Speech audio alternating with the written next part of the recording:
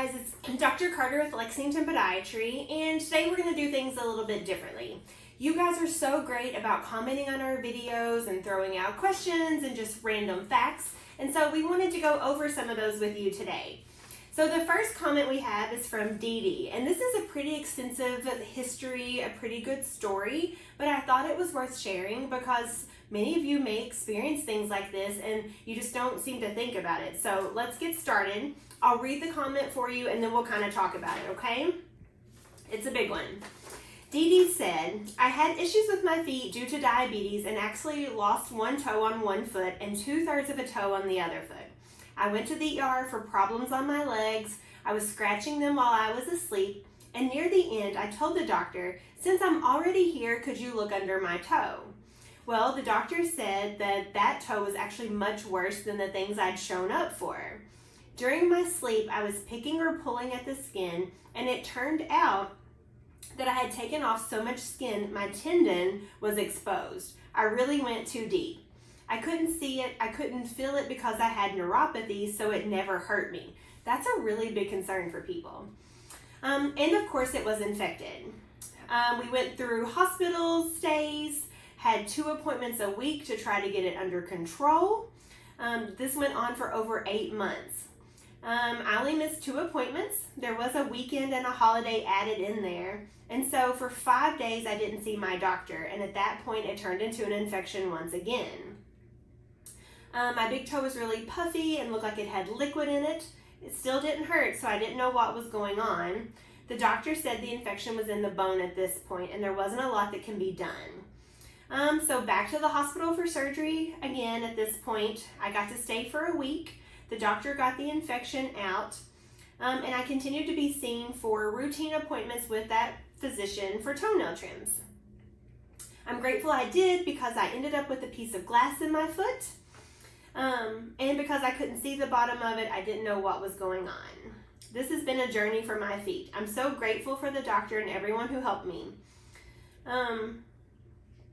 Let's see, I think that's the gist of it. So we love hearing comments like this. We love knowing that physicians helped people. When you are diabetic or when you have neuropathy, you really can't feel your feet. So we focus a lot here at Lexington Podiatry on preventative care. That means looking at your feet every single day. It means checking in between your toes. I have seen some crazy things lurk in between toes before, and you really can't feel it. It means using a mirror. If you can't bend over, if you have back problems, or you're just not very flexible and you can't see the bottom of your feet, use a mirror. Use someone else, a family friend, a relative, anyone to help you check the bottom of your feet every day. I hear a lot of patients say that they wear socks in the house so there couldn't be anything in their feet. Well, that's not true either. Something sharp, something pokey can easily penetrate a sock or even a shoe. I also find that people neglect to check their shoes. Before I put them on, turn them upside down and shake your shoe out. There can be all kinds of things that get stuck in the bottom of a shoe that can poke into your skin and cause problems. So be very, very proactive. Check everything that you can to ensure that you don't end up like Dee Dee and that you don't have something going on your foot. All right, that was a good story. Let's see, now we have Paige. Paige commented and said, it is thanks to your channel and maybe to others that I keep asking my mom to keep my daddy's nails up and how his feet look. And thanks to you all for knowing that my mama's nails were beyond what they should be. Though not causing cuts or ulcers yet, it allowed me to check her and have her get her nails trimmed. Thank you, the doctors, for posting, and a great thank you to the wonderful patients for allowing you to share their feet and their stories. It was not something I ever really thought about, but I believe I've helped Mama to avoid a problem. Thank you all. You know, as a podiatrist, people are so embarrassed to come to the office.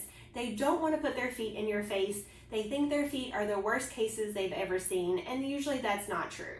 We've seen some pretty gross stuff, so you should never, ever, ever be embarrassed to come here. We're the people that can help you. We don't judge you. We don't think bad of you. We just want to fix you and make you better.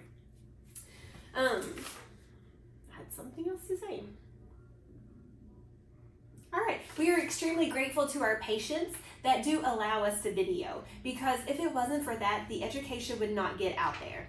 I can tell you all day long that toenails were this long, but until you actually see me trim a set of toenails that are this long, sometimes you don't think that can actually happen. So seeing a real life patient with a real life story and experience, it really does help to educate everyone who watches. So we really appreciate the patients that allow us to video and become part of that library and that education for us. All right, last one, David. David said, I am diabetic with spotty neuropathy. I used to have trouble with calluses. I had to sand them down about every month. I changed my shoe brand to Brooks. I was told which ones to get and sized by a knowledgeable person in a specialty shoe store, and I haven't had a callus in over 2 years. Thanks to you and your videos. This is an amazing story. As a podiatrist, I know that calluses can lead to ulcers and open wounds, which lead to amputations. So just the fact that by telling them what they needed to do, by getting a good shoe, having it sized appropriately, that is helping to cut down on their calluses and therefore their risk of ulcers and amputations. I think that's amazing. That's why we do what we do. Our whole goal is preventative.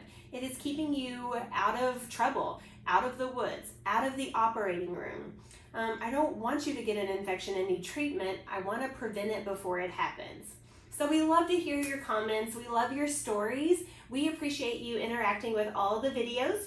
If you have any questions, never hesitate to leave it on there. We actually read these things and we want to help you and we want to answer them. So if you have any questions, drop them on the bottom of the video. You know what to do, and thank you for watching. Have a good day.